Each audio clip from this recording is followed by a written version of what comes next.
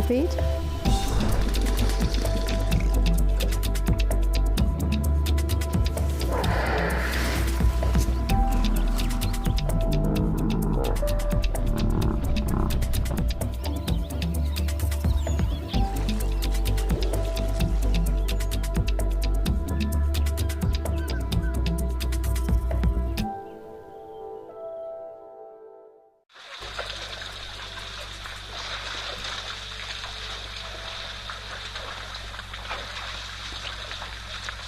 Hello, hello, hello everyone. Welcome to Live at the Waterhole. It is the 23rd of July. It's 12:30 here in sunny South Africa.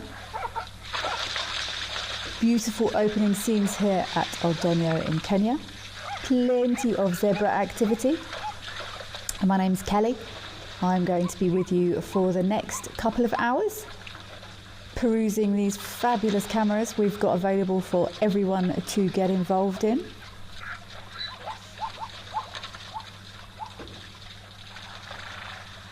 Please do remember we are very, very much live and interactive. Whether you have just joined the show or you've been watching for a while, please send us through your comments, your questions, your thoughts. And I really enjoy hearing where everyone is watching from. I think it's such an incredible platform that we're able to share these images around the globe in real time. You are invited to join the conversation on X using the hashtag WildEarth, or you can scan the QR code that you can currently see on your screens. I'd love to hear where everyone is listening from today, listening and watching from.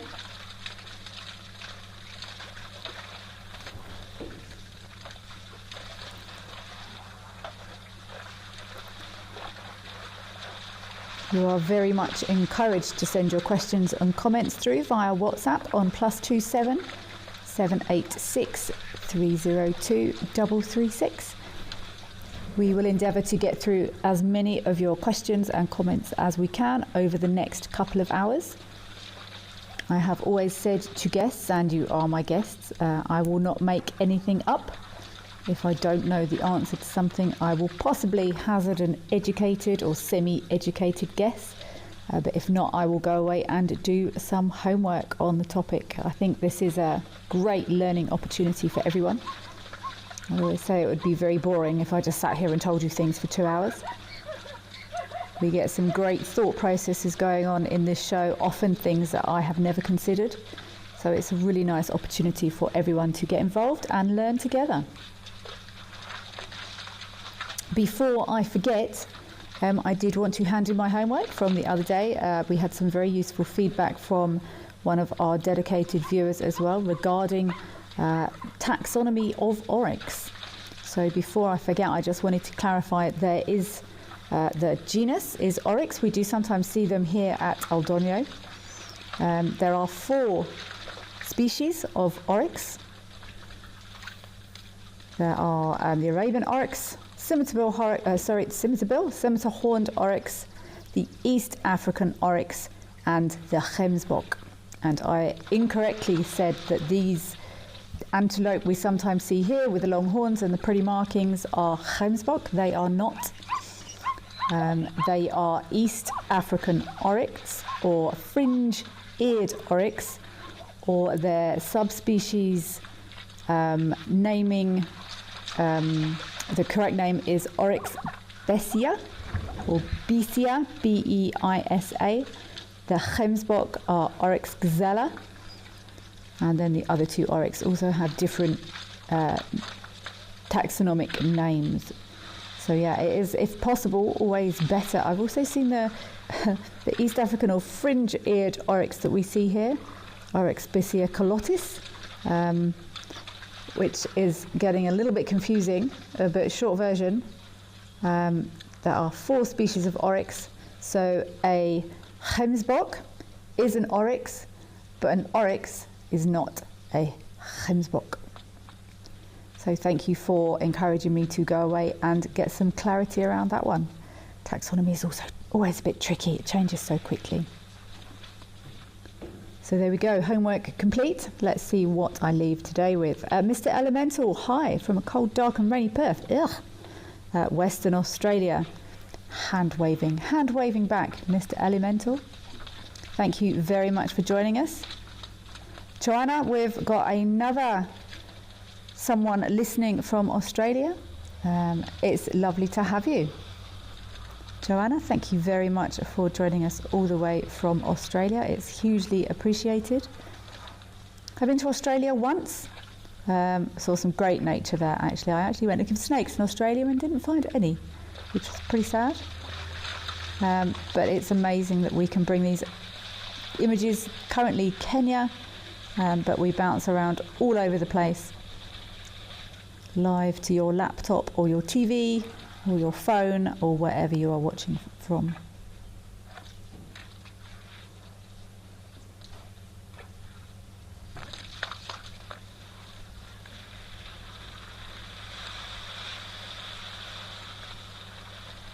I'm just having a look at these bull elephants here. I'm starting to get to know them a bit better now. There is one who often visits with he's got an injury to his trunk there.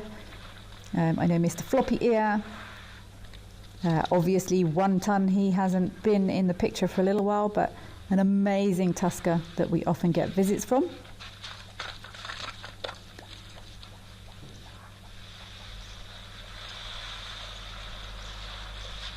There is another one with I think he's got a big rip in his ear and a backward facing tusk. One of his tusks is deformed. It doesn't go sort of forwards, it goes sort of down and outwards slightly. This elephant is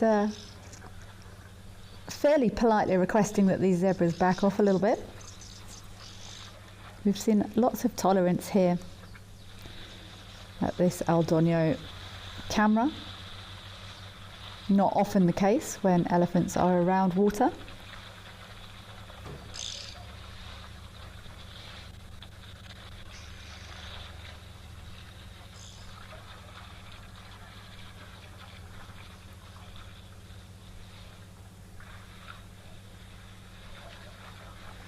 Janet, you're asking, is the easiest way to identify elephant herds by their physical attributes? Yes, I would say it is, Janet. If you're operating in a specific area, or a nice example is these cameras,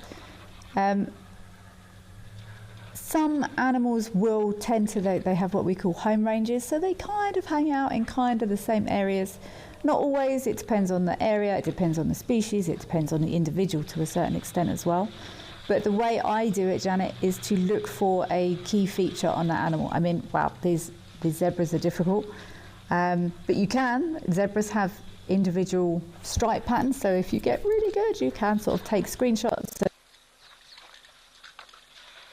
The elephants, their ears often look different. Sometimes some will get raggedy if they get caught on branches, or they'll have like little nicks and crevices out the edge of those ears.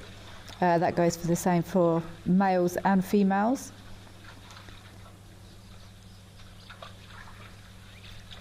Sometimes you can identify individual elephant herds on area. So sometimes particular herds or particular bulls will hang around in a specific area, but not always. I personally, Janet, prefer to go on physical attributes, as you say, so key physical identifiers. Scars, nicks, deformities, lumps, bumps, which so many of these animals we see out here often have from any species. It's a tough life out here. We've been seeing a young bull here at Aldonio sometimes, and I've noticed he seems to, if there's bigger bulls around the edges, he will sometimes stand in the middle of the water. It's almost like they're imparting knowledge to him or something. It's very interesting to see. But this young bull has got the most perfect tusks. They're completely even, they're exactly the same height, exactly the same length, and his physical body looks fairly small, but those tusks, if everything keeps going, he's going to be an incredible looking bull when he grows. But yeah, he often stands in the middle of all these old boys like he's receiving wisdom or being lectured about something. Erica Oldno, hi, thank you for joining us, Erica. It's a pleasure to be here. I'm glad you are joining us as well, Erica. You're in a sunny but very chilly Cape Town. It's cool here today. I think it's probably about 20, no, it's probably not as cool as it is in Cape Town. I am in Lowfell, very close to some of these cameras we've got. But it's probably it feels about 22 degrees today. I'm actually sat outside today to do the show because I've got a pair of courting duikers that have been hanging around lately, which are fabulous to watch. But I've also had some visits from monkeys, so I've decided to sit outside today to act as a very gentle presence to deter monkey visits.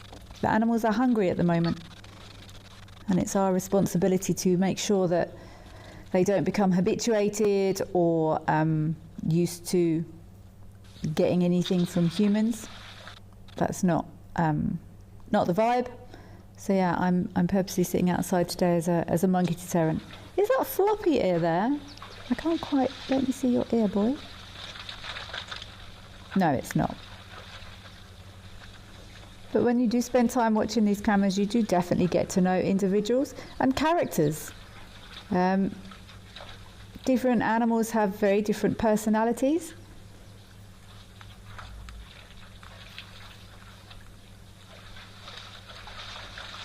They will often hold different statuses within a group.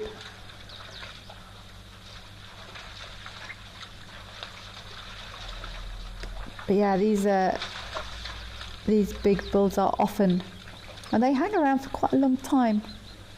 Like Old Donio. I've got used to it now, but I'm more used to elephants coming and they're drinking, and then they leave again.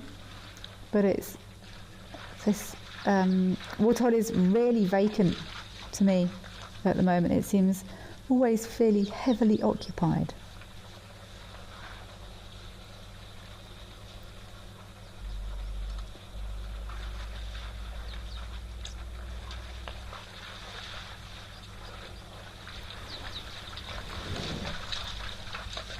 Ooh.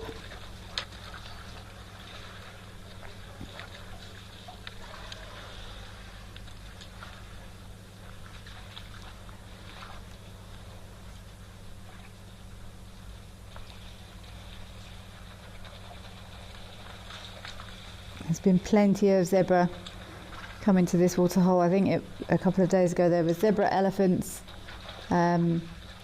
oryx, not Hemsbok, oryx, and giraffe, almost all with their heads in that water at the same time.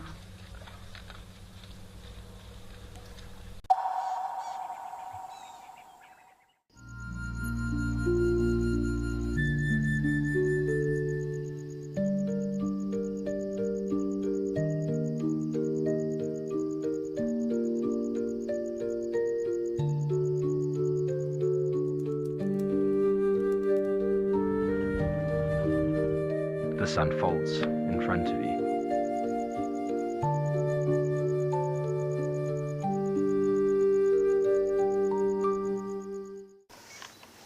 Even a hyena coming into the action as well now.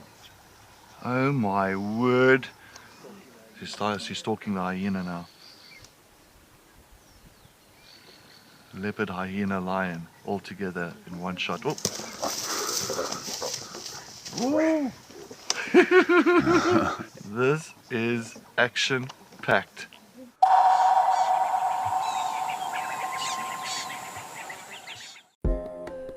Would you like to know the difference between a male and female wildebeest? You can ask me questions like this in real time. Our safaris are live and interactive here in the heart of Africa.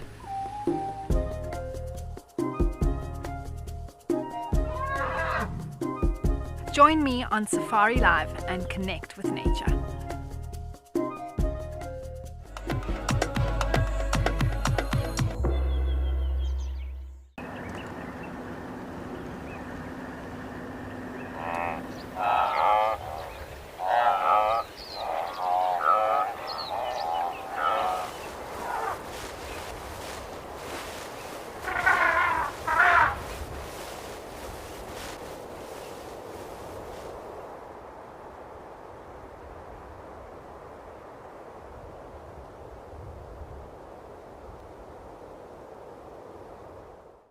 Out here, every wild moment matters, and as a Wild Earth explorer, you won't miss a thing. Watch the Wild Earth channel, ad-free 24/7, where you can even rewind and watch something again. Get access to behind-the-scenes videos, fireside chats, and access to early travel offers. It is the best way to stay connected and be part of the Wild Earth family.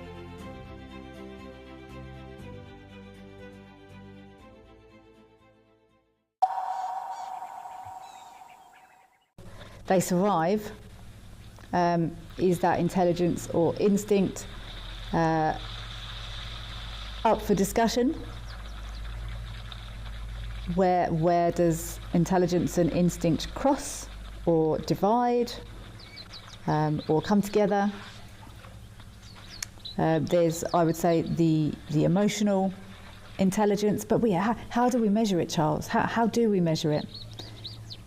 Annoyingly, while we can read body language and assess behaviours and make studied assumptions, ultimately we never really know what's going on in their heads.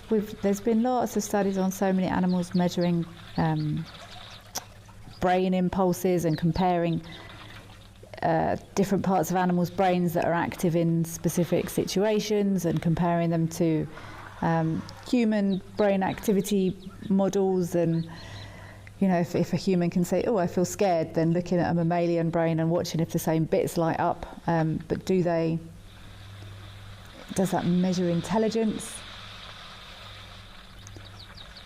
There's the ability to adapt, but then you could say that all species have adapted to evolve to what they are today. That's natural adaptation, I suppose, as opposed to, you know, an animal doesn't say, oh, my neck's not quite long enough to reach this, I'm going to evolve a longer neck. So that's not really intelligence. There's the ability to learn. Then you get into the realms of ability to use tools. It's difficult, but fascinating. Some people say that elephants are very intelligent. Are elephants intelligent, or are they emotional?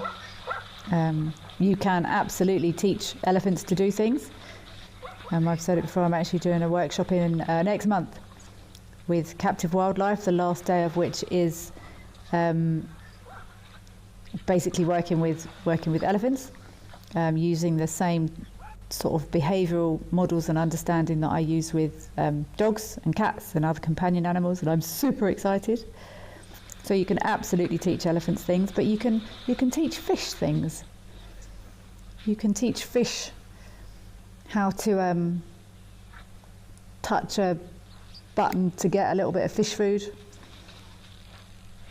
So yeah, it's a massive question, but a brilliant question. Right up my street, Charles.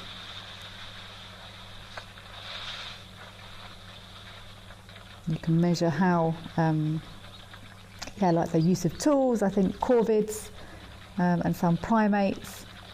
I'm just trying to think what other species have been recorded using tools. And you've got your birds that have learnt how to drop things with shells on from high up to crack the shells. Is that intelligence or instinct? They need to open the shell, so they, I don't know, it's very difficult to measure.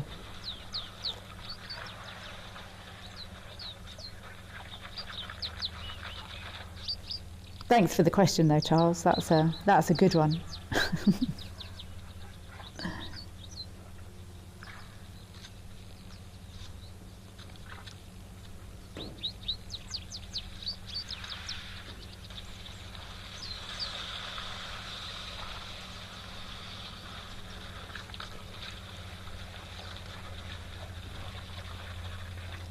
Oh, we've got our giraffe coming in now.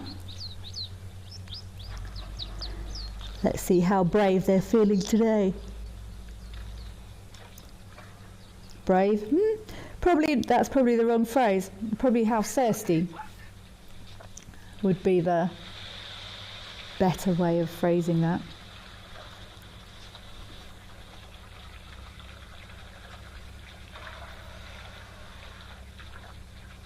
Animals do what they do because of how they feel, either physically or emotionally. And if animals are thirsty enough or hungry enough, they'll do what they need to do to get either food or water.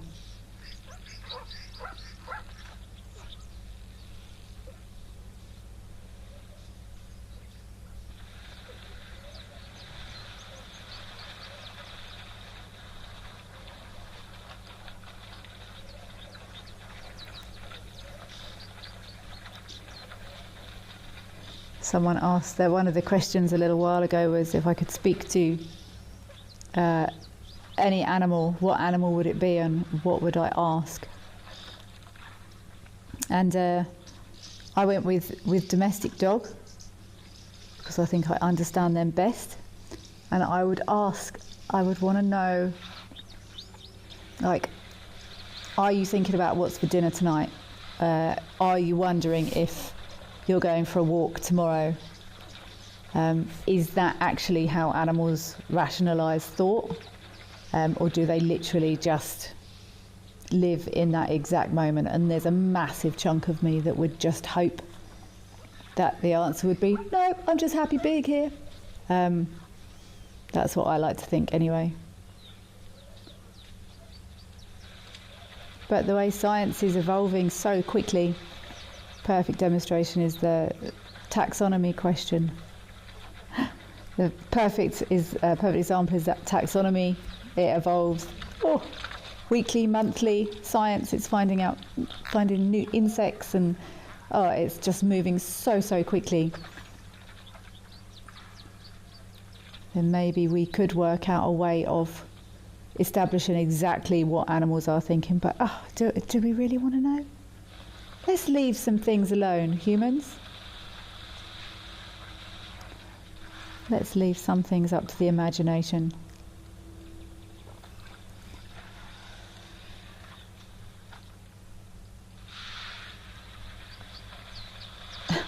That giraffe's got some excellent passengers there. Looks like maybe some oxpeckers. Ooh, a bit annoying.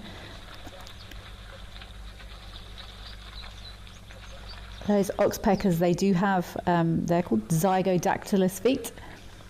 So birds are often categorised or split into different families based on lots of things, but one of the things is foot structure. And those oxpeckers, woodpeckers, who else? I'm just trying to think what other species they've got specially designed toes, so they've got 2 forwards, 2 backwards for gripping onto things. Like if you tried to get a waxbill or one of the other passerines, the poaching birds, so they've got 3 toes forwards, 1 backwards that grab onto things. One of those little passerines isn't going to be able to stick to this giraffe at all.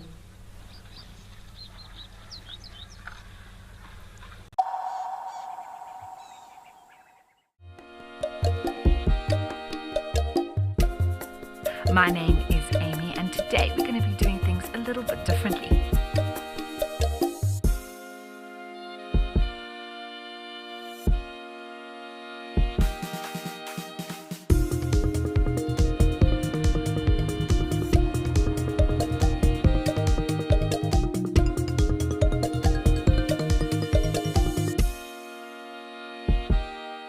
At Wild Earth, we believe every story has the power to create change.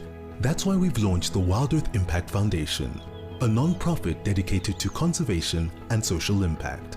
By showcasing conservation stories, we can change lives, protect nature, and empower communities. We have partnered with Empowers Africa to accept tax-deductible donations from US donors. Your donation will help fund critical programs that support our mission. Join us and be part of the change.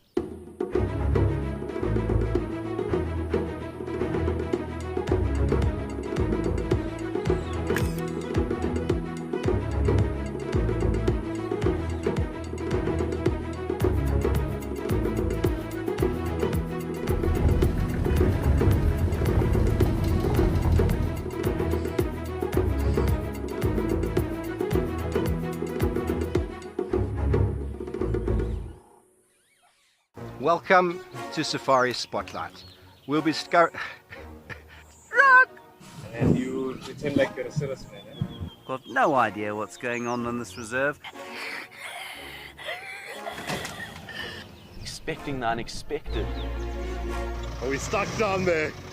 What am I trying to do? Because we have another giant of Mabula. That was incredible. This is unbelievable. It's going to be a spectacular afternoon. Safari, wine, and waterfalls. The ultimate African adventure. Sip South Africa's finest wines. Experience a world-class safari among Africa's iconic wildlife. And stand in front of Victoria Falls, one of the natural wonders of the world. All this can be yours with Wild Earth Travel, where Africa comes alive.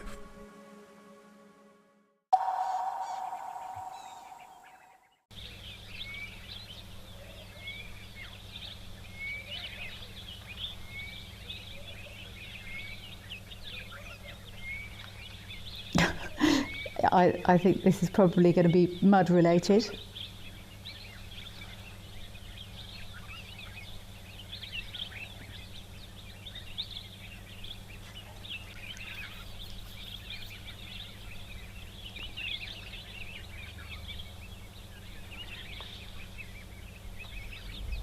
See how he's kick.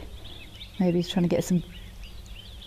Is he mudding or is he looking for vegetation?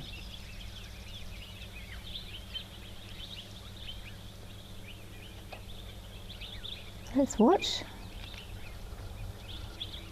I think he's purposeful. I'm not quite sure what the purpose is yet.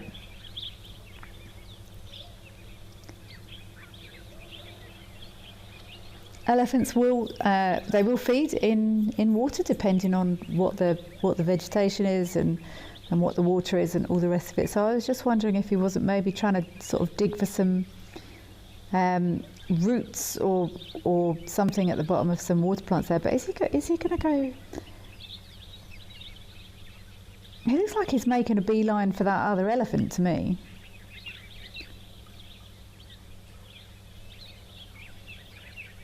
Look at that swagger. And see how quickly he's walking. He's not even running, he's just striding.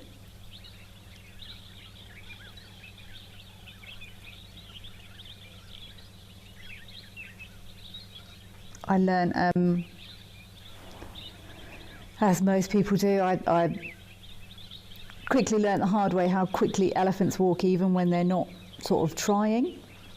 They stride, they've got long legs, they're not super athletic looking, they're not particularly sleek, but they cover bigger distances quite quickly, even if they're just going somewhere, even if they're not necessarily running. If you think you can get from one point to another on foot before or ahead of a group of elephants when you're on foot, you can be surprised, put it that way. And often I've tried to pick up herds of elephants in vehicles, and you think, oh, I'll go up here and then go around this block and then take the next road. And by the time you've got around there, you can see their tracks have already crossed. They've crossed that road and they're into the next block.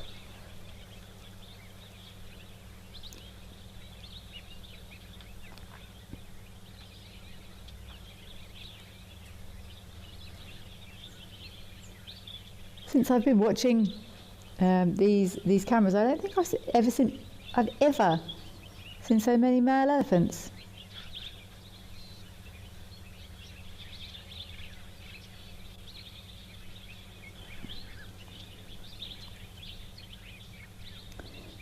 Victoria, you're asking, does the condition of the grass affect the nutrition they get? Yes, it does. It's as much...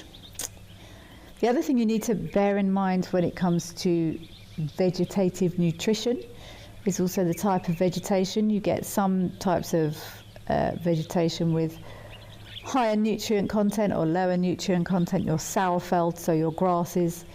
Some carry less nutritional value. Some carry more nutritional value, so it's not even just the condition of the grass, as in, is it dry or is it moist? It's also about the type of grass. But vegetation will retain some nutrition, even when it's dry as well. But you also need to consider the type, because there's, I don't even know, there's hundreds of different types of grass, which I'd never sort of considered until I moved to South Africa. When I lived in England many years ago, you sat on the grass for a picnic and it was green and you mowed it. And that was all there was to it, really. But there's so many different types of grass with different grazing values, different nutritional values. Some grasses do better in some types of soil than others. There's many variables. So it will affect the nutrition content, but remember, people feed horses hay. So any horsey people out there, if you let a horse graze on lush, sweet green grass for 18 hours a day, for a month, they're going to gain more condition than they would if you fed them hay for 18 hours a day for a month. But there's still good nutritional value in hay, which is basically dried grass.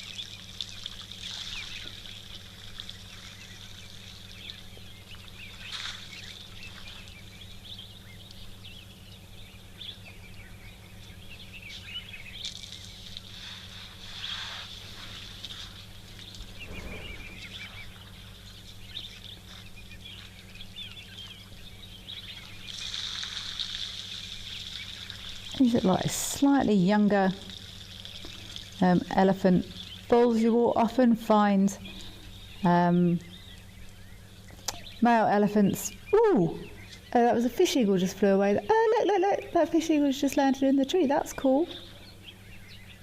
Top left-hand corner. There's a nice big fish eagle just flew out of a tree and then flew up into the tree over to the left-hand side there. You'll often find elephant bulls form. They're not really bachelor herds. They're just groups of boys that sort of hang out. Often they will be led by a experienced, older, bigger bull. And sometimes there will be multiple, as we often see at El Doño, but they will often be joined by younger bulls, so males that have left their maternal herds, which can be anywhere between almost from like 10 years old. Well, almost any time. I've seen very young male elephants having departed their maternal herds, but books say 12 to 15. Anything from 8 to 18 really, and they will join up with other males and form these sort of tenuous groups of boys, and they say that those big old experienced bulls will educate the younger ones in the ways of elephant life, often called askaris, which I think is, it might be Zulu, I'm not sure, for sort of soldiers, I think it is. So they're sort of his mentees, for want of a better word.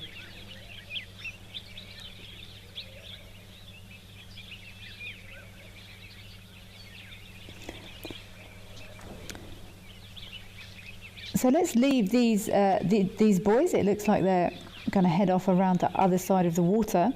I think it might be time to go to Victoria Falls. I think the vulture feeding there might be happening, which is always super exciting. A little bit chaotic, but I would love to go and have a look and see what's happening across there at Vic Falls.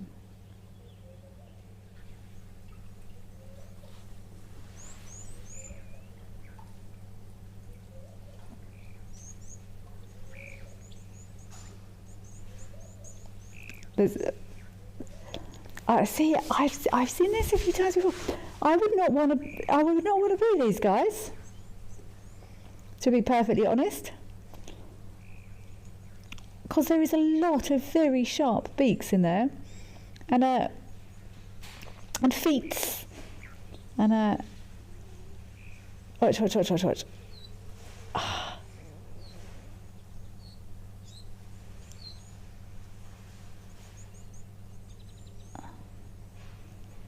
Look at those marabou stalks also muscling in on the action there.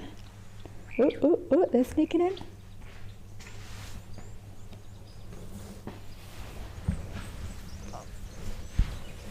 Oh look, I've never seen those marabou stalks also get down in there with them. Oh, that's chaotic. Feathers are flying.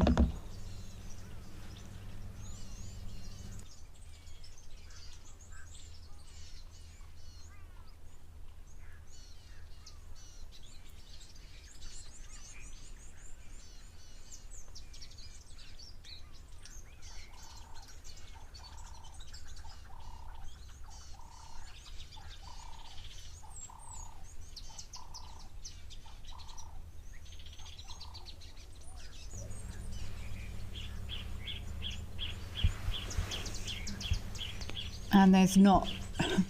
They finished that up quite quickly there.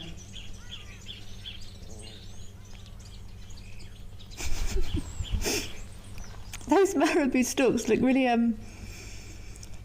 they look very awkward.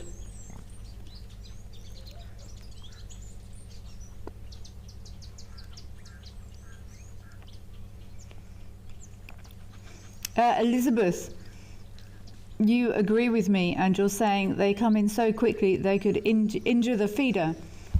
Yeah, you wouldn't get me in there, I don't think. That's a lot of very pointy things in one place. But look at those marabou stalks. That's quite entertaining. They look like the slightly socially awkward outsiders at a party that are sort of going, oh, excuse me, do you mind if I just, oh, can I?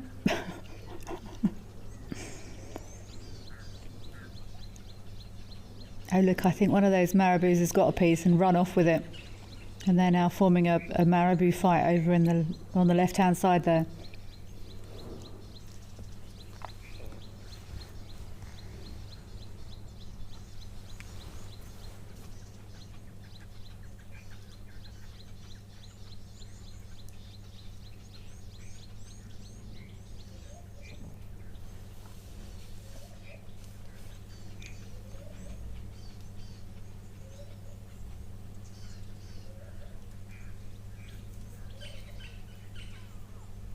So these vultures, well, most of these vultures, they are in trouble as a species. They're losing habitat, so they're losing nest sites. They are falling victim to poisoning incidents. So it's lovely. I agree with you completely, Gary. It's a great privilege to watch this live and see so many of these very important birds in one place.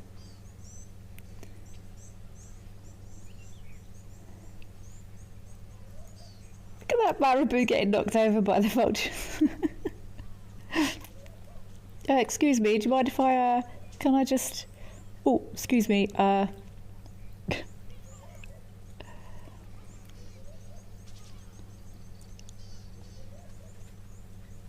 There have been several incidents recently of lots of vultures being poisoned in incidents related to poaching. It's incredibly sad, and lots of various organisations have been involved in the rescue and rehabilitation of lots of these birds. They're crucial. Everything is crucial to the environment. Everything has its place. Everything has its role. Everything operates pretty perfectly if humans don't stick their noses in. Even to the point of, oh, look at those two. Even to the point of, overpopulations in animals. If nature gives too much rain and there's too much grass and there's too many herbivores, then predator populations go up, and then they kill the herbivores, and then the herbivores eat all the food, and then some of the herbivores die, so populations go back down again. It's all crucial to the cycles that nature depends on so heavily, and these birds are incredibly important. So it's lovely to see this many in one place, but I'm really enjoying those marabous today. Beauty is in the eye of the beholder, hey? Wildlife lady, you agree. Always a pleasure to see the vultures being fed.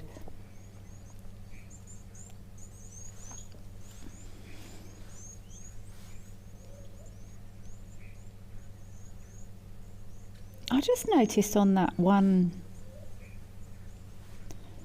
marabou stalk that wandered out of shot. I've never really noticed that before. Let's see if we can get another angle on that marabou. It's a brilliant angle, actually, because we don't normally get a chance to see vultures from this angle. Invariably it's from below, or if we're very lucky, from the side. But to be able to view these birds from above is actually a very special treat from this sky camera.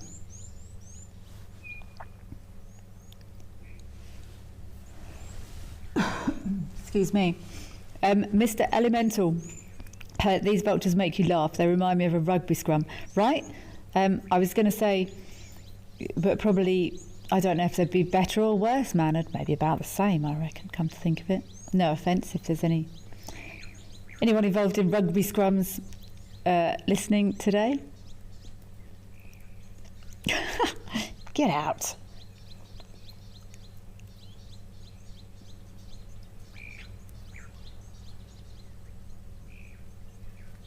They do an excellent job of keeping the bush clean and tidy. That's why you so rarely see often carcasses get cleaned up quickly, if not by mammalian scavengers. Then these guys, where they are found, often bundle in, and they can clear vast amounts of carrion without too much delay.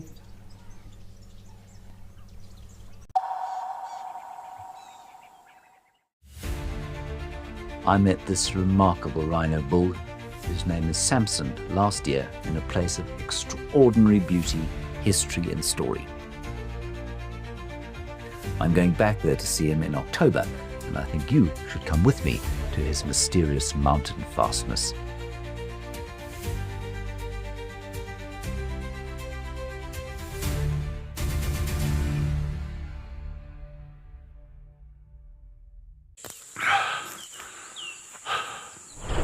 What does it take to handle the wild? Balance. Determination. Focus. Yaku!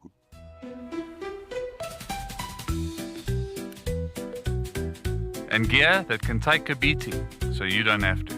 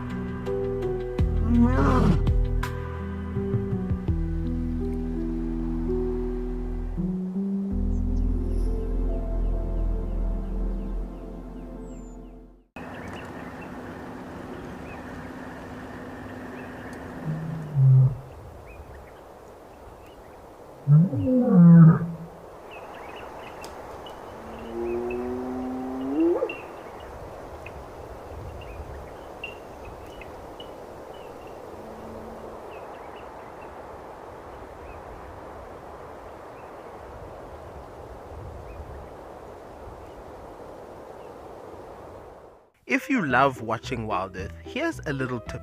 Become a member. You can gain access to the channel ad-free, you can rewind and re-watch sightings, and you can join our Tuesday live safaris. There's also behind the scenes videos, fireside chats, and every safari live episode, whenever you want it. It's just a better way to stay connected to nature.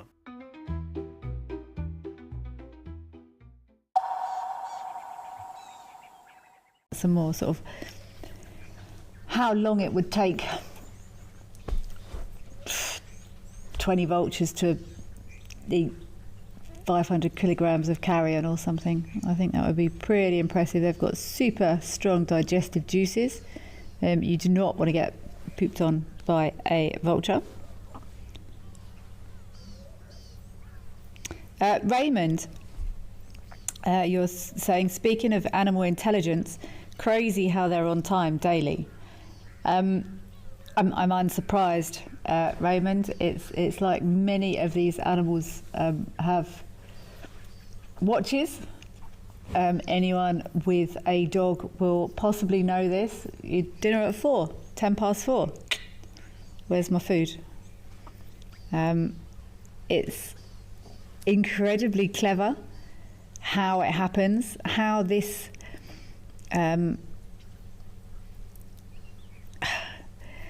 they believe one of the ways that dogs do it is they measure time by smell. I'm not going to go too much into the intricacies of it, but I'm sure these vultures will probably know by the... I don't know how they know, to be honest. It could be something to do with the light, something that happens before feeding, just these, well, I suppose it's circadian rhythms. But yeah, is this, but then Raymond, then we ask the question, is this intelligence or is it instinct? Do all those vultures at 12:30 go, oh, right, it's nearly 1 o'clock, nearly time to go for some food. Dave, Gary, come on, we need to get a move on, like that sort of intelligence? Or do they just instinctively move towards the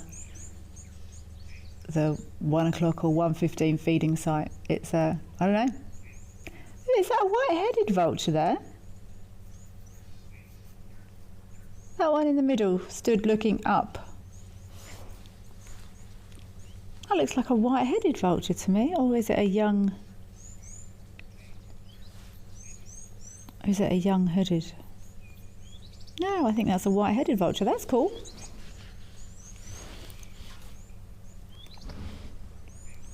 Is it?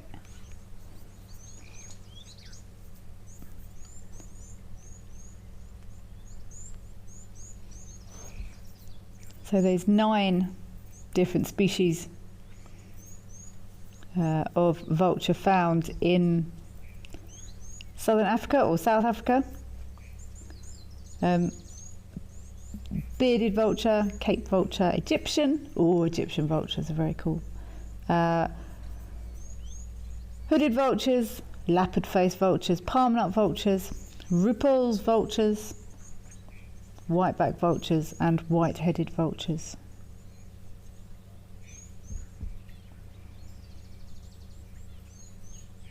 Probably the most common being white-backed, hooded also fairly common, but I suppose it depends where you are really. There are geographical splits as to who is found where, but many of these incredible birds are in a little bit of trouble. Melanistic marble. There's always some fighting, that's for sure.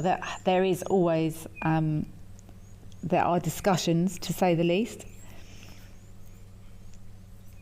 There's definitely some carcass thefts that happens here. That hilarious lope that we see in vultures, that almost, I'm like doing it with my head, but you can't see. It's almost like a skip, a lope when they move around when they're running. But no, I think my favourite bit of today's feeding was those marabous.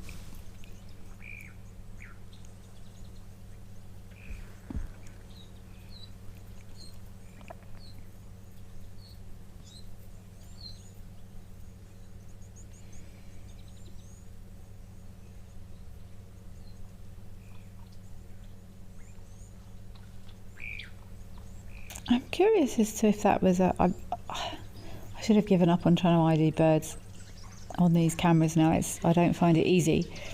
The resolution quality on my screen is not brilliant, and it's bad enough trying to identify birds on there at the best of times. Yeah, I think that could have been a white-headed vulture, you know. Often recognised for vultures in general not having too much feathering on their heads,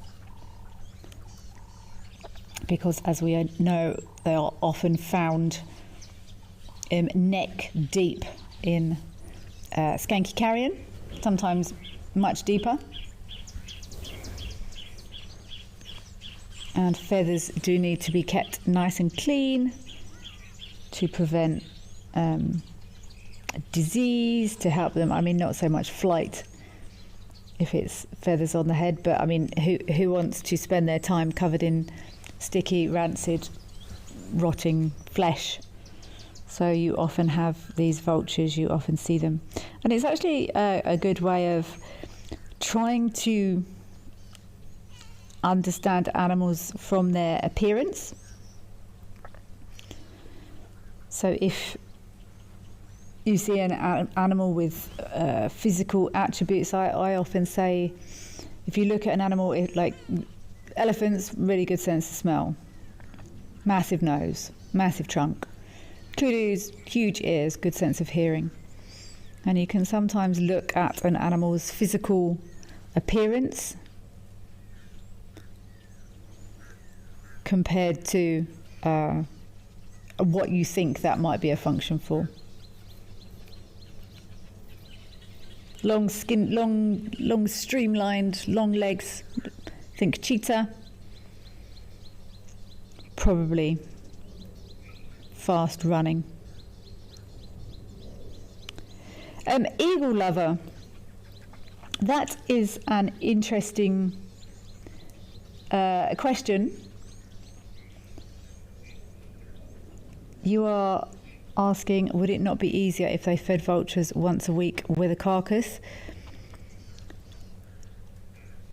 Easier, possibly, as in less work for humans, but probably not as good.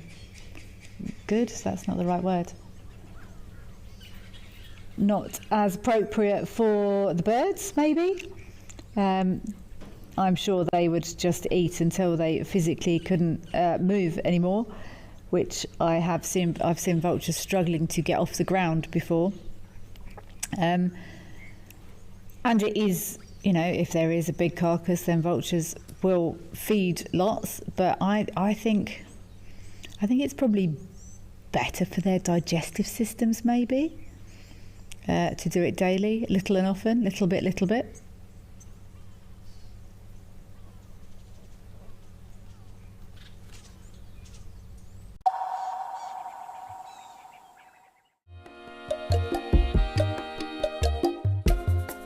My name is Amy, and today we're going to be doing things a little bit differently.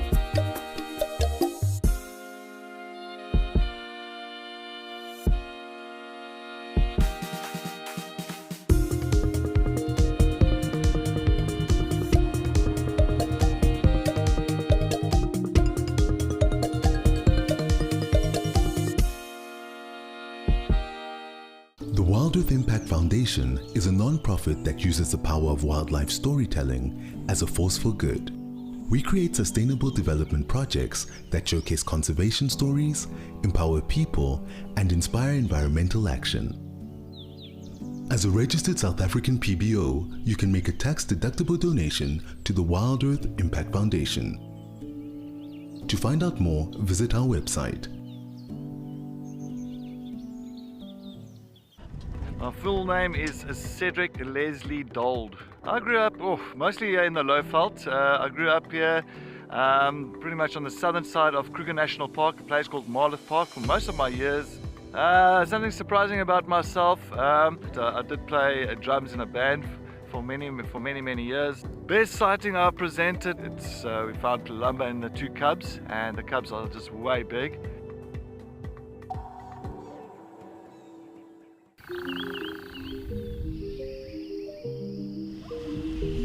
This is what they call a shambi, a family, a whole herd of elephants. But nature is beyond amazing. Nature is just everything. We'd love to hear from you. Questions, comments about biology, Africa, safari. She's using her tail like a monkey.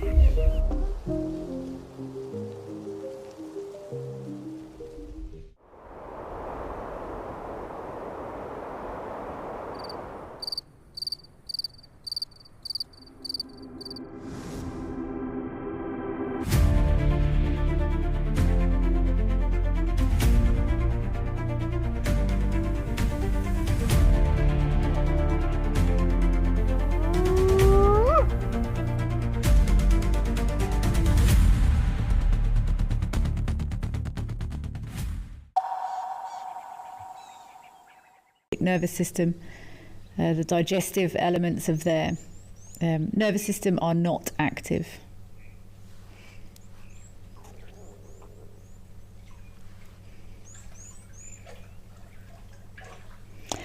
Karen, you're an artist and think their feathers are awesome shades of blue and grey. See, we need people like you, Karen. I've never thought of that. I fully appreciate vultures. I think some of them are glorious looking birds, especially your white-headed leopard-faced vultures. Oh, they're stunning, the colours they've got on those as well.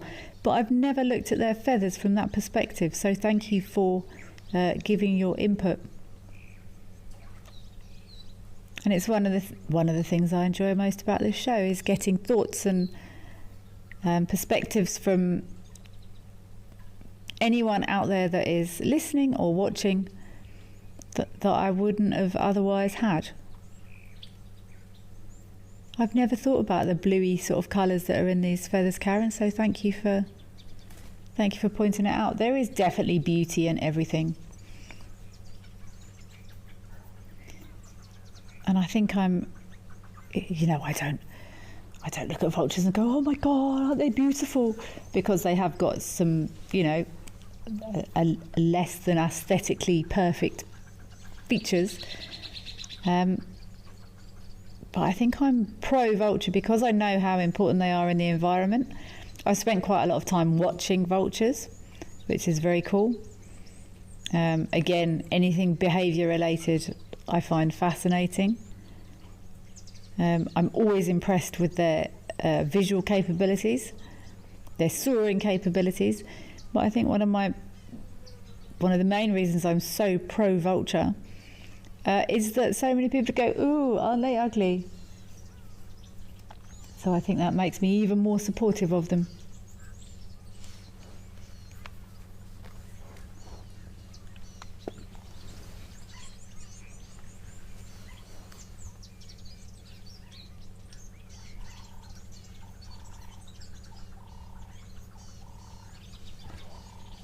Spending lots of time cleaning through those feathers. making sure any is off those all important flight feathers. They're very, very important for these birds. Excellent to see these vultures feeding time at Vic Falls, but let's go across to Lantore.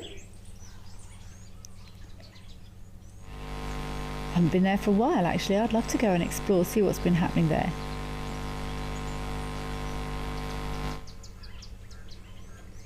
I heard rumours of an African hawk eagle maybe yesterday feeding on something it had caught here.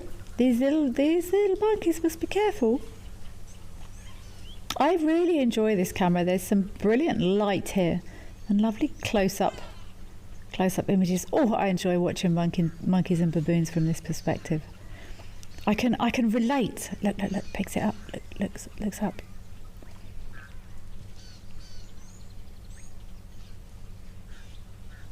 See, I struggle to like the way vultures feed. I find it difficult to relate. I mean, maybe if it's a really good cake, I might bundle in there like crazy and shove it in my face. But as a rule, I can relate. You know, these monkeys, they look like they're sitting and considering their next move and tasting the delicious things or not so delicious things.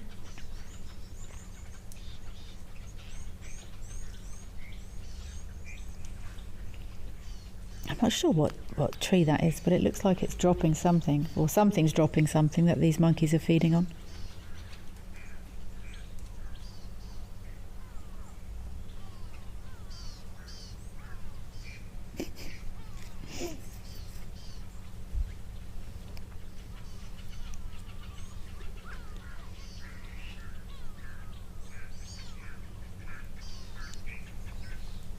It's quite ironic that I'm sitting out here to prevent monkeys from coming too close while I'm literally sitting here watching monkeys on a screen. But this is why this is lovely. We're oh, there's a little terrapin. We are not impacting these monkeys at all. They are doing their monkey things. Oh, there's some hammerkops there. That's cool. But if wild animals learn that there's food around human habitation, they become dependent on it, they become a nuisance. I'm very careful with rubbish. But as soon as they start even becoming aware of human food or resources around human habitation, that's when it becomes a problem, and ultimately it's the animals that suffer.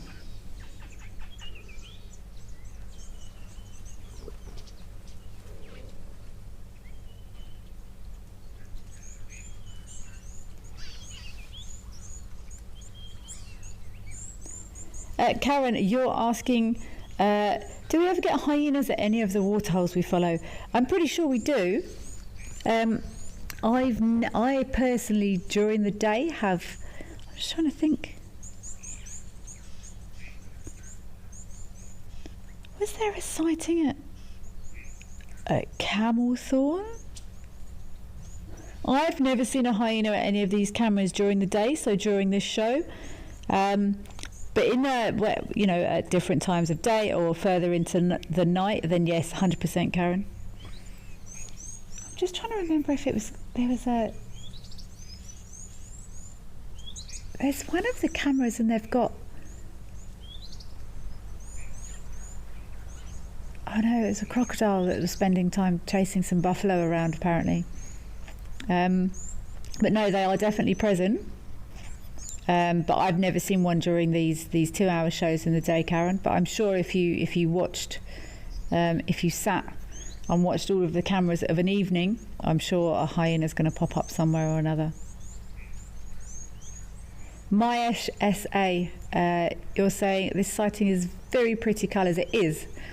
It's lovely light and lovely colours on this Lentora. I haven't been to this camera for a while. But look at that image of that hammerkop. Isn't that beautiful? Hammerkop.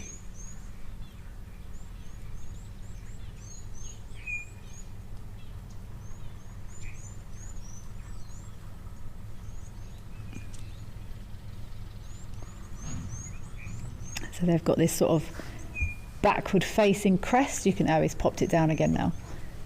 On the back of their heads. Hammerkop, I believe, is hammerhead. Spend lots of time there probably looking for little froggies in here. They're just resting by this water at the moment, but they're well known for building huge nests. It's one of the things they're renowned for. Oh, a little stretch. There's also quite a lot of myth and fable around these birds, linked to storms, linked to lightning. Very, very characteristic birds.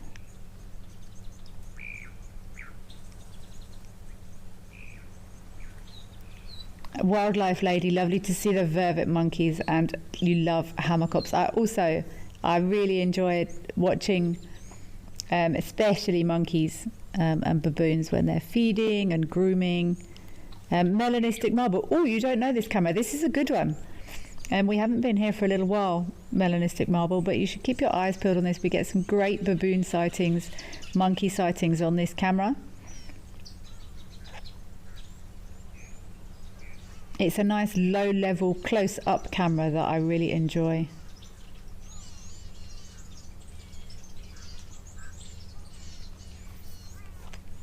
Nello, you're asking any advice on how you can welcome the monkeys. They always run away when they see me near their place. Nello, I would be cautious about making them feel too welcome, to be perfectly honest. I would never hurt any animal, but it's always nice that they keep a respectful distance. I've seen it many, many times, Nello, where especially in lodges, and if they're made to feel very welcome, you know, if there's food, they will start to almost they become problematic. Monkeys have teeth. They can bite, and if they grow too confident around humans, they can become problematic. So if you just wanted to watch them, Nello, I'm sure if you spent time, is that a hammerkop? Yes, it's another hammerkop around there, having a little afternoon shower. If you wanted to just watch them, I think the best thing you could probably do, Nello, is just and just let them do their monkey vibe thing. Like over there, I wouldn't recommend letting them find any food, because they will. I can guarantee they will become problematic. It's not their fault. They're just doing. They're just trying to survive.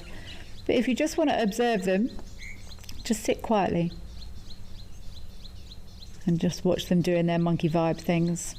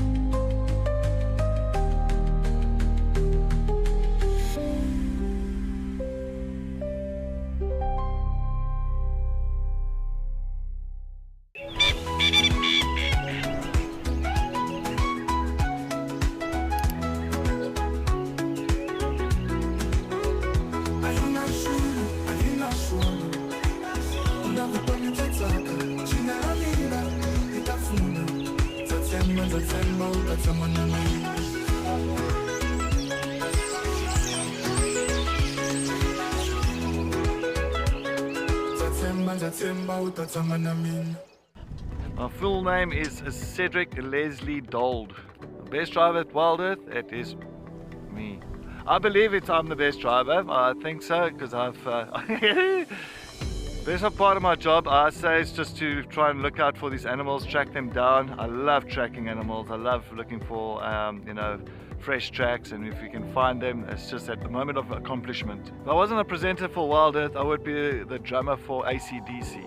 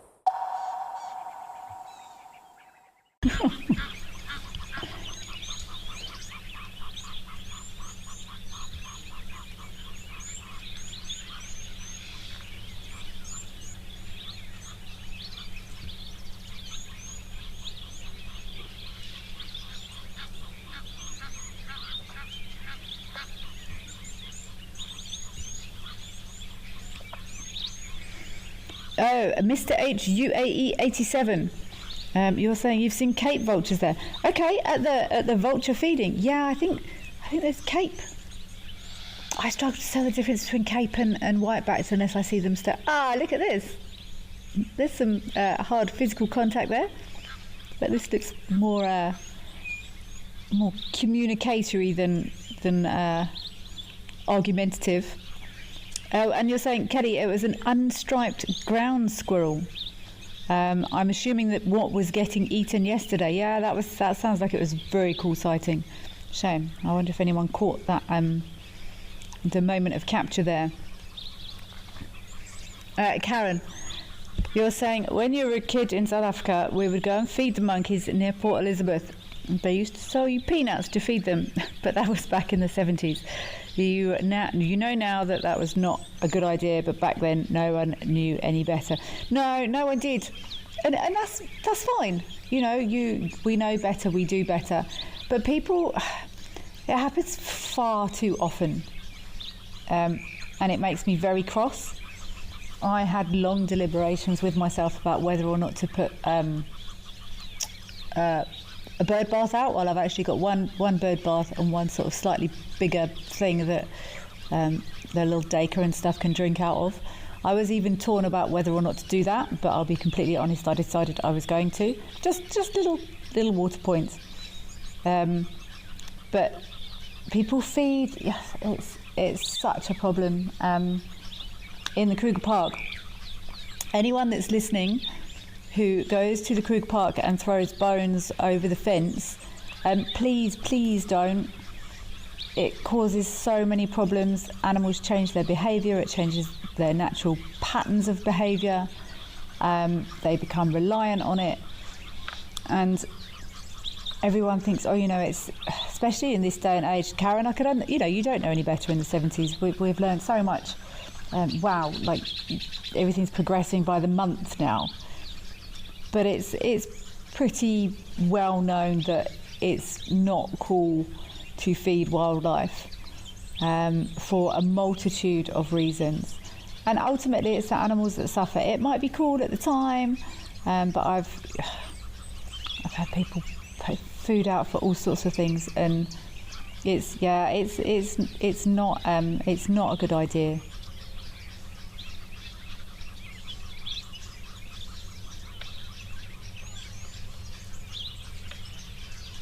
It alters behaviours, and ultimately it's often what causes in these scenarios human-wildlife conflict. There's interactions, animals become increasingly unwary. Is that a word? around humans, and that's when accidents happen. See, these boys were hugging a minute ago. Come on, boys. What changed? And this is what I said earlier. Often there'll be one male and then one big male elephant in a sort of buddy group, and there will be different social norms. There will be, it's not quite a hierarchy, it's the wrong phrase.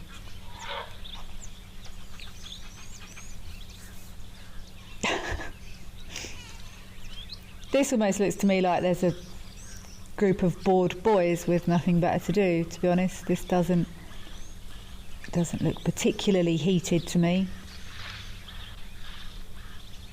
What should we do? Let's have a push and a shove. Oh, I'll go for a drink now.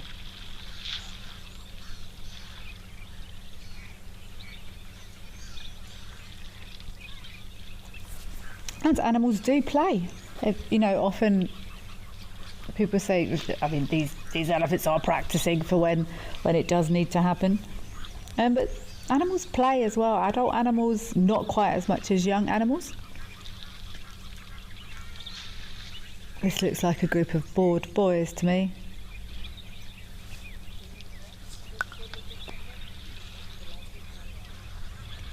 Let's leave these gentlemen to continue. I think they're just finding something to do on a Wednesday afternoon, to be honest. Let's head over to Shalati, another camera I haven't been to for a little while now. I think we've got some elephants across there at the Shalati camera.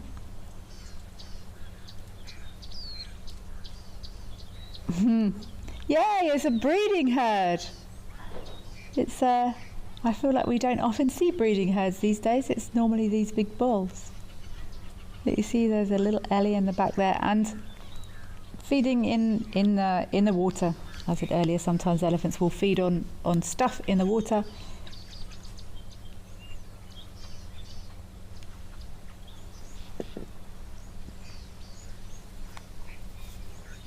It's not quite aquatic vegetation as such, but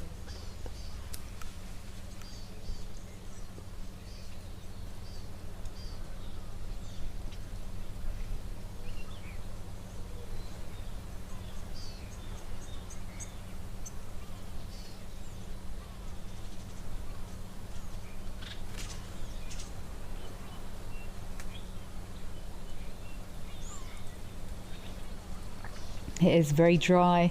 This is not too far from me. It's much more unusual to see elephants feeding on sort of bulrushes and stuff when there's lots of food available. So in the summer, when there's lots of grass, lots of good vegetation on the trees.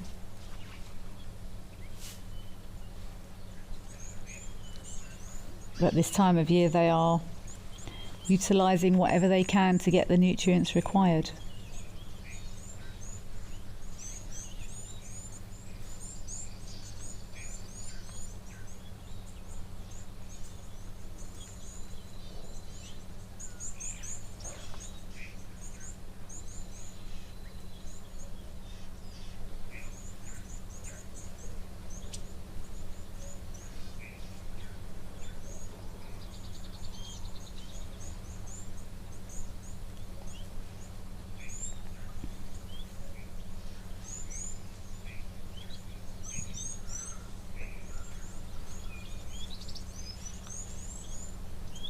It's nice to see a family group.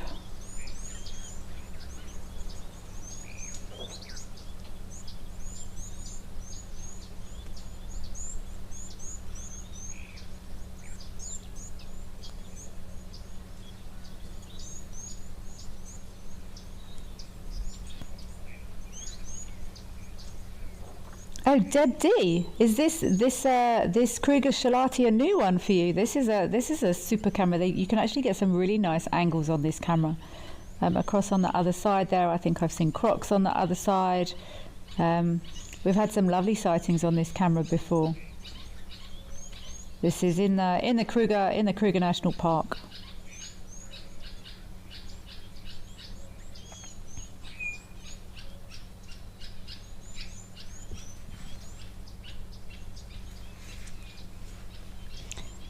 Lady Macbeth, you get very angry when people feed the urban foxes in the UK. Yeah, it's, you know, it's. I think a lot of it comes from, but in this day and age, it shouldn't be the case. Is lack of, I don't want to say education, lack of understanding of the implications of it. It can. People don't see the harm it can do, so that's our duty as those that do understand Lady Macbeth, that we should try and educate those that don't understand the full implications. A Mercedes Bean rare cam you see on here. It's a lovely camera. I'm not sure if we can we get zoomed out on here. I would love to show the angle that we've got on this camera.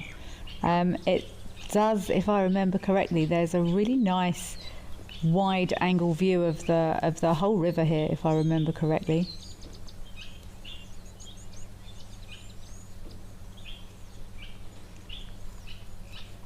Wildlife Lady, yes, it is indeed very near Skakusa, very close to where I used to work actually. Lovely part of, what's that in the water? Is that I think it's a bit of vegetation or something broken off. Yeah, near Skakusa, but there's some super angles you can get, lovely wide angles on this Shalati camera. And Julian Thomas, you must keep an eye on this one. You said you don't usually see much. Oh, you don't normally see. I've seen some cool things on here. I've definitely seen crocodiles. I've seen lots of elephants. I think I watched, if it's the same camera, a couple of elephants crossing the river, especially when the river was high. There was a lot of water in here.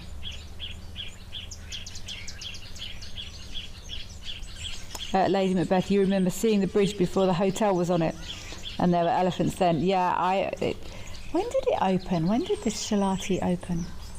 It's relatively new. It's definitely in the last 5 years, I think. But this used to be very close to my area of operation.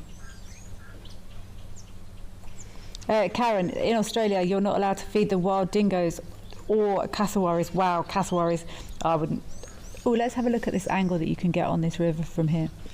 Yeah, no one should be feeding, like, wildlife professionals that are in charge of managing reserves and animal populations and things, fine. But Mr. Smith that lives around the corner, no, whether it be in Australia or South Africa or in England, in my opinion. And if anyone listening is feeding wild animals, what I would suggest is do some background reading on the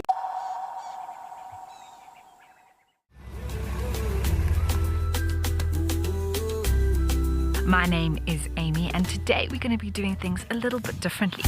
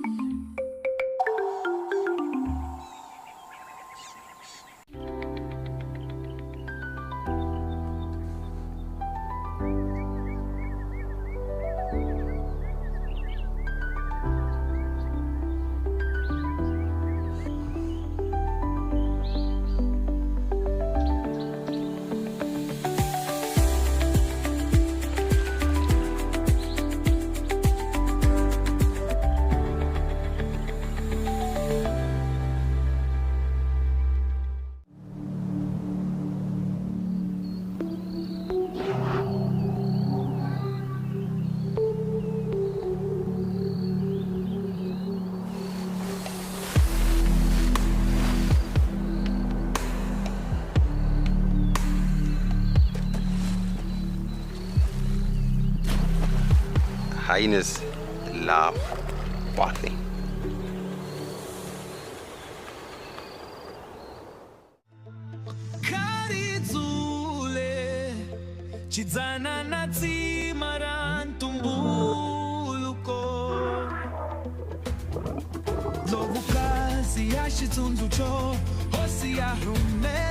How cool is this?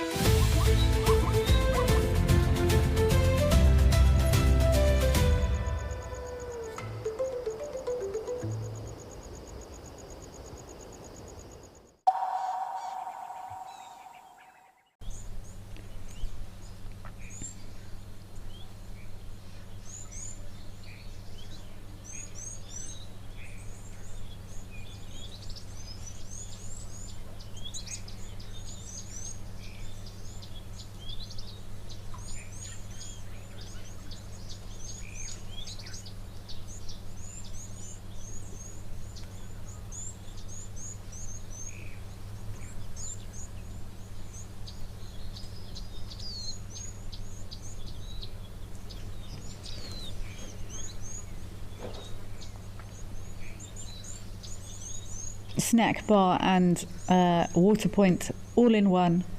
Oh, it's a lovely big breeding herd, look. Yeah, this is the angle. Wow, this river was so much fuller last time I saw it here. Gorgeous angles you can get down this whole area from this camera at Shalati sunrise.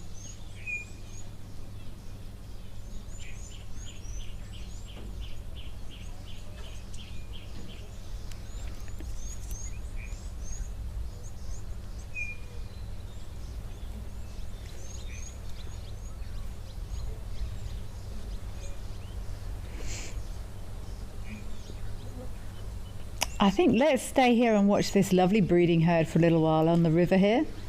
This is a super sighting. Look, those little ones in the middle there are having a good game.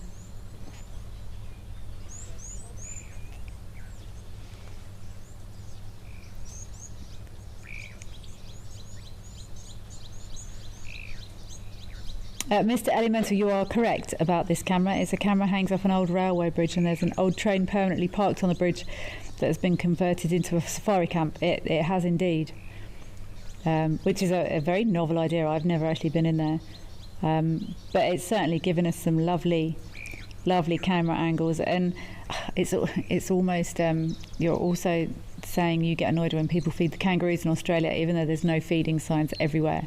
Lady Macbeth is also agreeing. People don't listen when you explain about why feeding wildlife is a bad idea.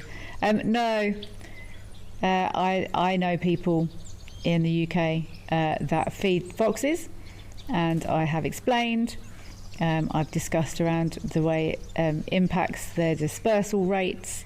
If there's too much food, then animals won't disperse, then they'll fight, then you'll find mangled foxes in your garden where they've been interfighting because normally they would have left. And yeah, but as you say, anyone that's watching that feeds wild animals, go and do some reading. Go and hop on our internet resources after the show and check what harm does it do when I feed XYZ, and then then you can make your own choices.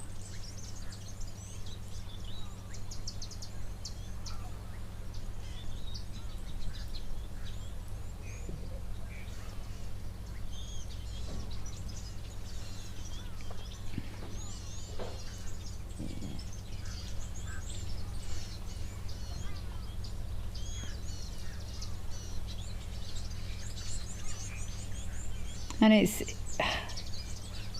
I'm finding increasingly, especially with the companion animal work I now do, it's often lack of understanding. You don't know what you don't know, and if you can get some good information on a topic, I often find people go, oh, I had no idea. So I try to give people the benefit of the doubt in all of those situations.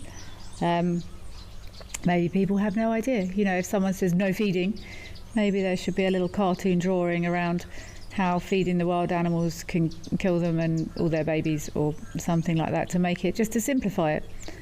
Because yeah, I'm often, you know, you don't know what you don't know. These elephants do know that they're having an absolute blast in this river though.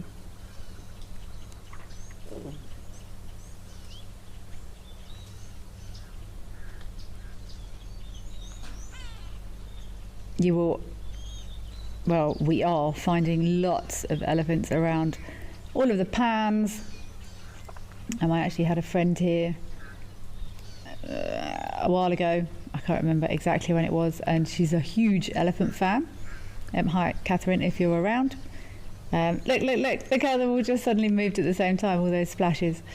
And we went into the park, and I knew for a fact that if we didn't see any elephants on any of the normal roads in Kruger, all you would need to do this time of year is, oh, look at that little tiny one, don't go too deep, would be to drop down onto one of the roads that ran along a river, and you will find elephants there. For sure. Lucy Cordy, hi, how are you doing? You're asking, why do elephants like to feed in or on the banks of a river?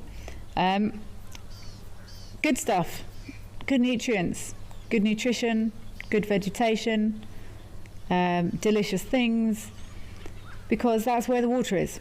If you look from an aerial perspective, if you see drone pictures or any aerial images of the bush, or any wildlife area for that matter, you will be able to see where the rivers are, even the rivers that don't have water in, so drainage lines, dry riverbeds.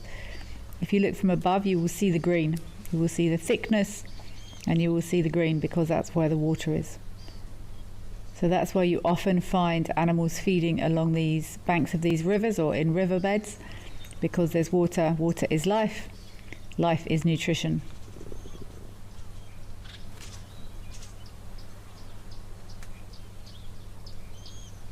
Oh, Mr. Elemental, you saw an awful hippo fight here once.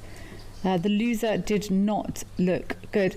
I've seen stuff on this camera. I haven't been here for a while, but I've seen some exciting things on this camera. I'm not sure if maybe it hasn't been on for a while or something. But this is a great camera. I'm enjoying this sighting very much. Seeing all these lilies. See, that's the bridge.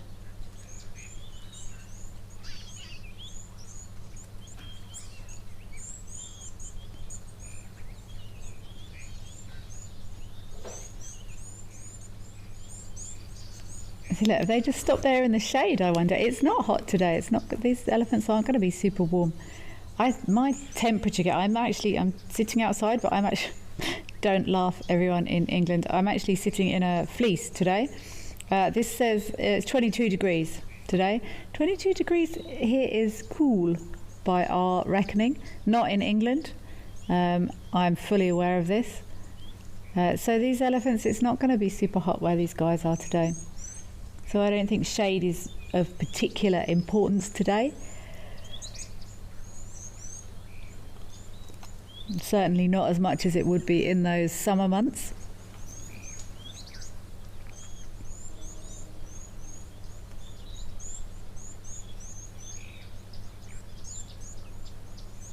But interesting, you saw a hippo fight here as well. Hippo fights are brutal. I've seen a few hippo fights, and they are. Mr. UAE 87. You've seen bats at night as well. I think one of the most characteristic smells in the Kruger Park is bat poop. There's multiple bridges that go over these beautiful rivers in the Kruger, and you drive over them, and it's strong. Is it bat guana? But you almost go, I'm in the Kruger, because there are these big bridges that go over these stunning rivers. But yeah, bats live in them, and they poop and they smell. So I have no doubt you saw bats here at night. But yeah, hippo fights. I've seen a couple of brutal hippo fights. And another fight I saw that I was surprised by the brutality of it was actually two male rhino. Wow. We forget very quickly, you know, we see all these big mammals and they're moseying around and having a drink and having a snack, and they're normally pretty peaceful and calm.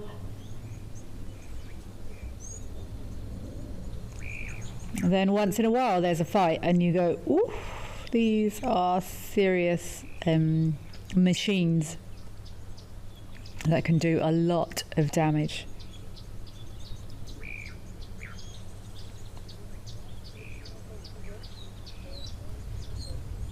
Ooh, I think that's a lovely idea. We're going to leave these, nice to see a breeding herd of elephants for a change, with some little ones instead of just these big boys. But there is a hippo, I believe, across there at Rosie's Pan. So let's go and check out what hippo action we've got going on.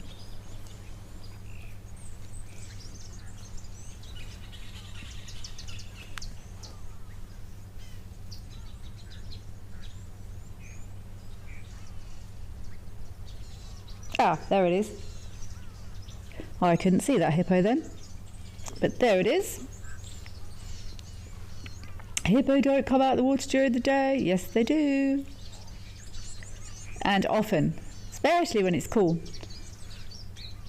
So Rosie's Pan, this camera is even closer, just up the road. And when it's dry, in these dry conditions this time of year, hippos will happily come out the water and spend a lot of their time feeding. I think I read somewhere there was it feels too far to me. A hippo had been recorded like 15 k's from water or something once, because there was nothing to eat. It had to walk. There's no food, you've got to go find it. And if that means getting out and walking around, then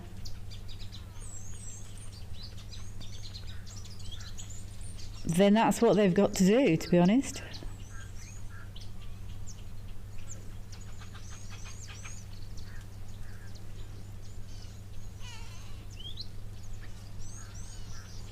Oh, Mercedes, you also saw the intense hippo fight. I don't remember seeing that, but yeah, I've seen hippo fights and they are pretty intense. Mr. H UAE, yes, I remember crocodile and hyena at night as well. They do appear on the cameras, but you do have to keep your eyes peeled.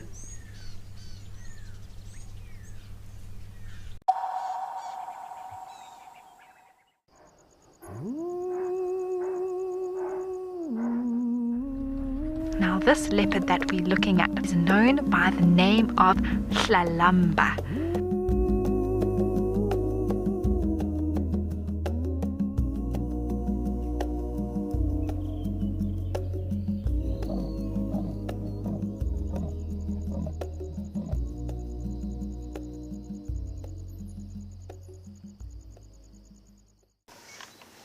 Even a hyena coming into the action as well now. Oh my word! She's stalking the hyena now. Leopard, hyena, lion, all together in one shot. Oh. Whoa. This is action-packed.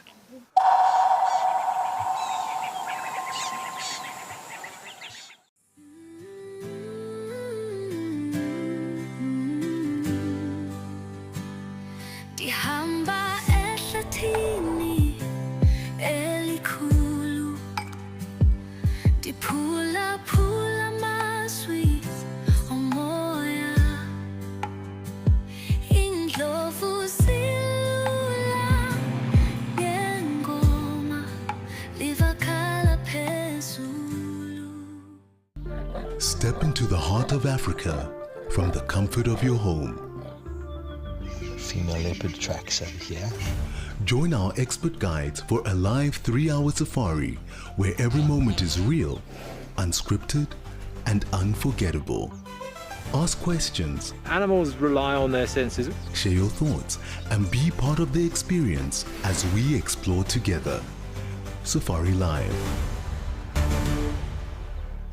Are you ready for the adventure of a lifetime? Wild Earth Travel's newsletter is your passport to a magical journey. Explore exclusive travel options featuring special offers at stunning Wild Earth locations and all hosted by your favorite presenters. Don't miss out. Head over to our website and subscribe to the Wild Earth Travel newsletter today and stay in the know on all our unforgettable adventures. Wild Earth Travel, where Africa comes alive. One of the main reasons hippos feed at night is temperature, because as we know, they've got very sensitive skin, and when it's very, very hot, they can't really be out of the water in those insane temperatures because it will damage their skin, so they come out at night to feed. But in these cooler temperatures, they'll feed as much as they need to, and then maybe just go back to the water for a little rest, and they need to fuel this bulk. So it depends on the conditions, and it depends on the situation. It's Bath. Same with many things. Let's head over to Tau. I think we potentially saw mating crocodiles here the other day, which I found very, very interesting. I have not seen mating crocodiles before. See, look how dry that is there, that grass. And someone asked earlier, is there any nutrition in there? There is nutrition, but not as much.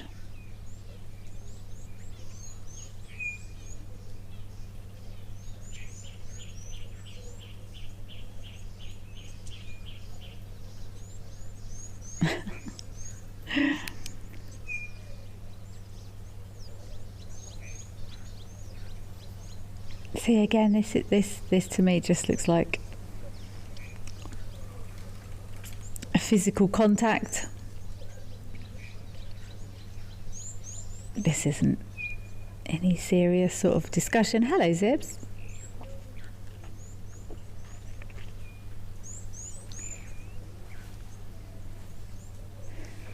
That could potentially, I wonder, let me look at these two animals. That to me, oh, I hate doing sex, especially wildebeest. That darker one to me almost definitely looks like a male. Hold on, are they male bits I can see under there?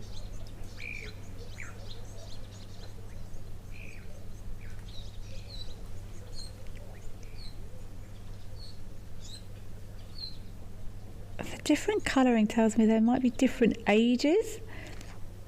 Where I'm going with that is interesting to me, that what appears to me to be the bigger animal, potentially on the left, if this was, yeah, it is a slightly bigger animal. If this was a dog, it's a, and I assume it applies to animals of all species, sometimes animals will intentionally handicap themselves during play or interactions to keep it fair, to keep it fun, to keep it relaxed.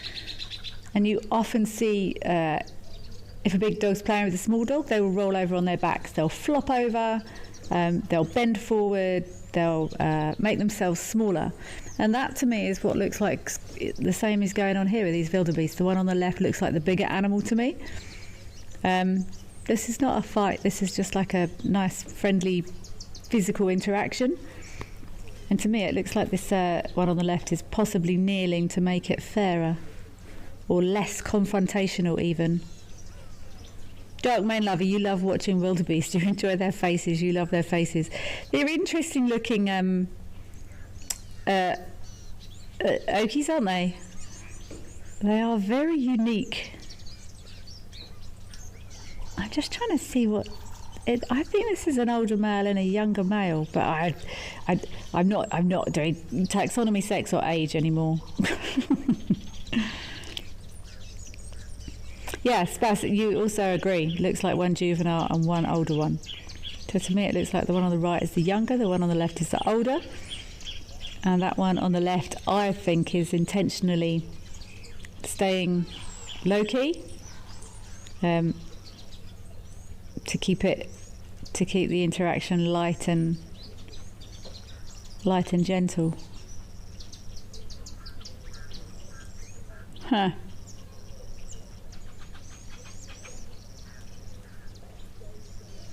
Animals are so cool. Oh, there's another.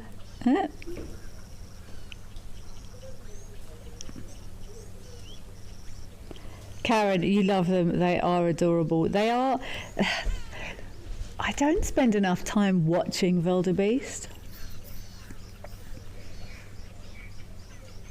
But these behaviours are lovely to watch. Often that you don't see them interacting like this. They're either feeding or just standing. But these intergroup member interactions are fabulous to watch.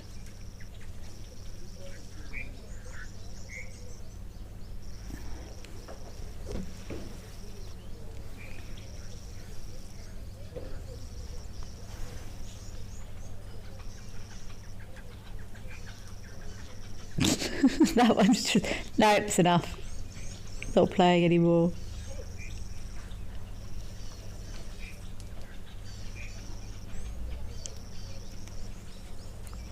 I might be wrong about my interpretation of this behaviour. And that's what I always say over these courses of 2 hours. Occasional semi-educated guesses. But we all learn. We all learn from each other. Ooh, so next stretch. That's almost been, that got a bit.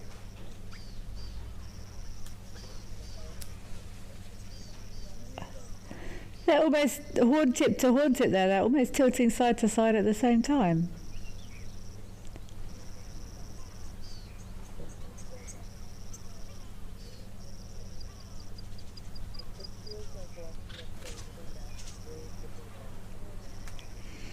Yes, I agree. This is a very polite, interaction, very genteel,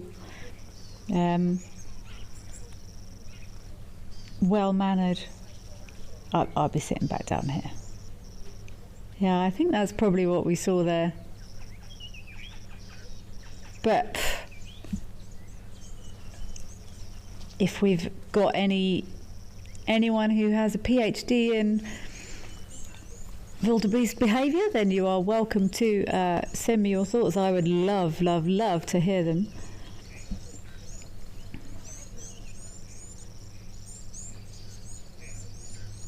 Darkmane lover, lots of great sightings thanks to Wild Earth, Afcam, Zoomies and Kelly for a fantastic live at the Waterhole show. Darkmane lover, it's an absolute pleasure. Thank you for joining us. Your participation is, as always, incredibly important.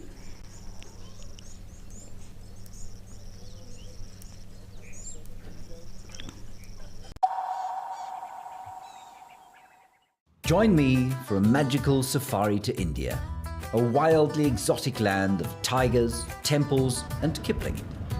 To start, we'll head to Pench and then to Doba to look for the famed Bengal tiger, as well as deer in the dappled forests, sloth bears and countless birds. We'll stay in stunning eco-lodges that blend luxury with a light footprint. Our Indian adventure culminates in Agra with a sunrise visit to the Taj Mahal. At Wild Earth, we believe every story has the power to create change. That's why we've launched the Wild Earth Impact Foundation, a non-profit dedicated to conservation and social impact. By showcasing conservation stories, we can change lives, protect nature, and empower communities. We have partnered with Empowers Africa to accept tax-deductible donations from US donors. Your donation will help fund critical programs that support our mission. Join us and be part of the change.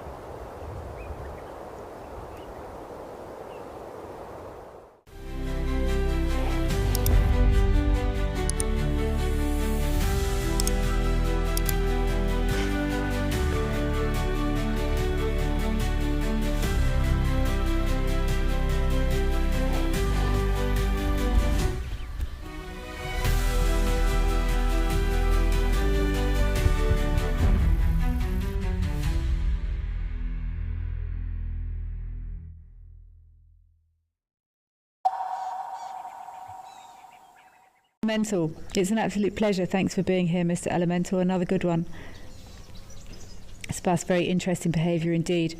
You think we're dust bathing there? I would be inclined to agree, Spas, with you on that one, and I'm really glad you've enjoyed the show.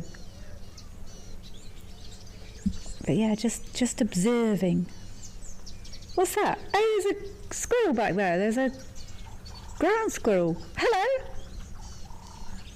Just been photobombed by. I don't remember really seeing. I know ground squirrels are here because I used to work there. I don't really remember seeing ground squirrels on this camera before. Did anyone else catch that ground squirrel?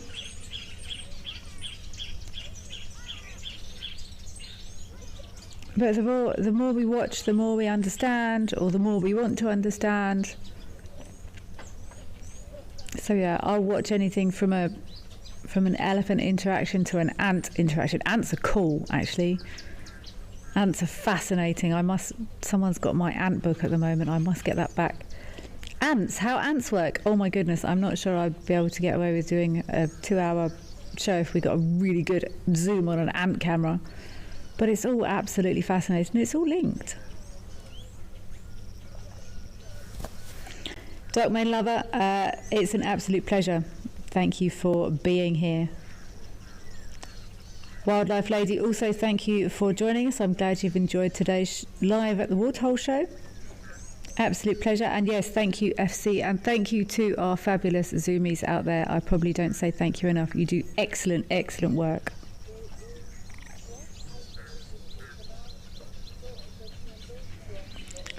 Right, let's go and check FC's bird identification techniques. Shall I be mean and say what you have said it is over at Tembe? Let's go and have a look, I think, at Tembe, and we can work out if you're... spot on! Well done! There is indeed a juvenile fish eagle at Tembe Elephant Park, or it might just be wet. Oh no, he's still... Excellent, you make me very proud. Oh yes, it's a lovely, look at this lovely transition feathers. It's almost textbook. Oh, well caught. Well caught, I'm glad we got here for that. I saw a fish eagle in a tree here earlier actually, but we didn't get to have a look at it, so I'm glad we came back here. Good stuff, but no, indeed a juvenile fish eagle. I struggle with juvenile fish eagles. Sometimes they're it can take years for fish eagles to reach their adult plumage states, and when they're younger than that one we just saw, hey look, there's another breeding herd. Yay! I can't believe I'm so excited to see elephant breeding herds. It's always just bulls. But juvenile fish eagles, when they're still very dark, they trick me and sometimes look quite a lot like osprey. And I get very excited. I've spent many frustrating hours looking at juvenile fish eagles, trying to work out if they're osprey or not. Oh, well found, Zoomies. But yes, FC, thank you very much for your input. You do excellent, excellent work. See, look, that looks like it's got an osprey mask on to me. See, look, I'm going to have to check it again. Every time they get me. And Zoomies, you do brilliant, brilliant work. Thank you very, very much for your input. See, I don't need to check this. I know this is a juvenile fish eagle, but if you compare anyone that's interested, a juvenile fish eagle to an osprey, I know it's not an osprey, but see, and then you look at that osprey. And it's got like an eye stripe. That's what always catches me. See, this juvenile fish eagle's eye stripe's almost gone, but sometimes they've got such like a clear bat. Look at that Batman mask, I call it. But it is a juvenile fish eagle.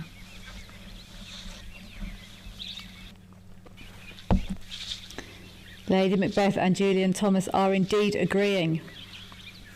Juvenile fish eagle. It's been a lovely show today. I've really enjoyed it. We've got to watch some really nice behaviour. We've got to have a look at a few different cameras. Always super, super fun. Anyone that has joined us today, thank you so much for being here. All of our regulars. Any of our... Do you use this phrase? Any of our lurkers that watch the show but don't comment? Please, you must hop into the conversation. You are all very, very welcome. There's no such thing as a stupid question or a stupid comment. You make the show what it is. And we all appreciate you being here.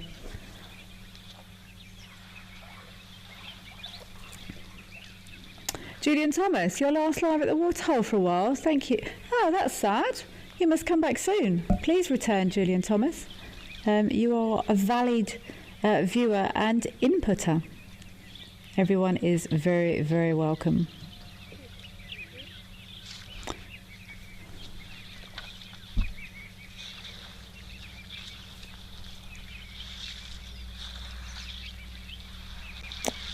Sebastian, you're asking, do we get osprey? I'm never quite sure of their distribution. I always know it's not an osprey. It's a juvenile fish eagle every time. They're not really that similar, but that eye stripe just tricks my mind every time. I don't know if I've ever actually seen an osprey. So chances are it's almost definitely a juvenile fish eagle. Melanistic marble, it's an absolute pleasure, Melanistic marble. Thank you for being here. Spas, so the eye stripe tells it's a juvenile fish eagle. No, it's the fact that it's a juvenile fish eagle that tells it's a juvenile fish eagle. It's the shape of a fish eagle and it behaves like a fish eagle. And the eye stripe always makes me think it's an osprey, but it never is. And I'm glad you've enjoyed the show.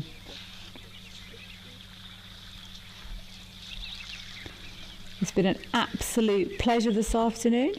My internet has also behaved, which makes me deeply, deeply happy. I will be back tomorrow, same time, same place. I am looking forward to hearing from all of you. Please do settle down and bring your hot drink or your snacks, whatever you prefer, and we will be back tomorrow to have a look at some of these fabulous cameras. I'm sure we'll get to see elephants, we might get to see birds, and we just never know what else might be around the corner. Oh, look at that. Absolutely full of elephants. Enjoy the rest of your day. Stay safe out there, and I'll talk to you soon. Bye-bye.